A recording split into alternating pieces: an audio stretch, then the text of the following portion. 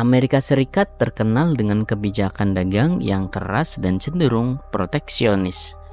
Tapi siapa sangka mereka sangat bergantung pada komoditas tropis yang datang dari Indonesia. Ya, minyak sawit.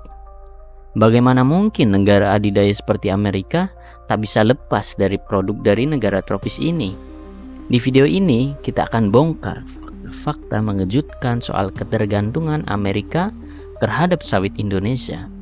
Bukan cuma soal bisnis, tapi juga menyangkut geopolitik, keberlanjutan, hingga kekuatan pasar global. Sebelum lanjut, klik like dan subscribe channel Orang Cerdas, biar kamu gak ketinggalan konten edukatif dan mencerahkan lainnya. Di balik layar kebijakan ekonomi Amerika, ada satu realitas. Mereka secara struktural bergantung pada minyak sawit dan kelapa dari Indonesia.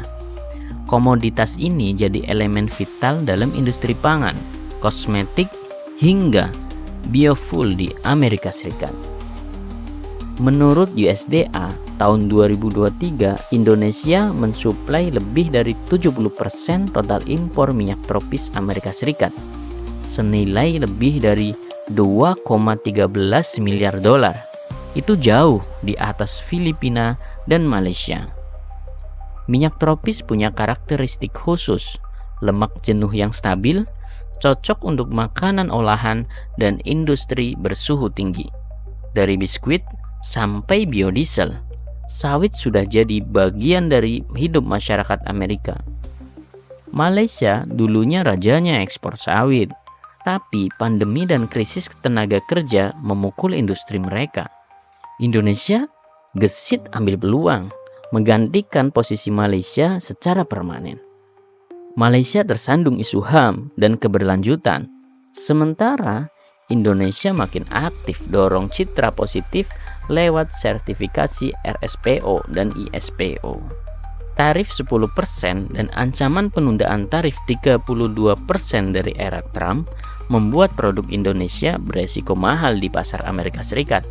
Tapi uniknya, meski nilai impor menurun, volumenya justru naik.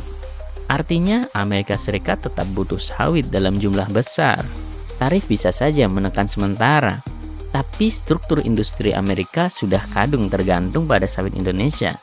Di tengah konflik Amerika Serikat-Tiongkok, Indonesia jadi mitra dagang netral yang penting. Amerika Serikat bisa coba alternatif sawit sintetis, kedelai, kanola, tapi tidak ada yang menyamai efisiensi dan kestabilan sawit tropis. Investasi pengganti juga butuh waktu dan biaya besar. Indonesia bukan sekedar pemasok, tapi pemimpin industri sawit yang aktif dalam keberlanjutan. Sawit Indonesia bukan cuma soal ekspor, tapi juga strategi nasional dalam menjawab tantangan global. Setelah tahu semua ini, pertanyaannya, akankah Amerika benar-benar bisa lepas dari sawit Indonesia? Atau justru Indonesia akan terus menguat sebagai pemasok utama dunia? Tulis pendapatmu di kolom komentar.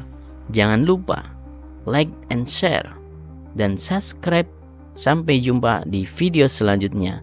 Salam cerdas.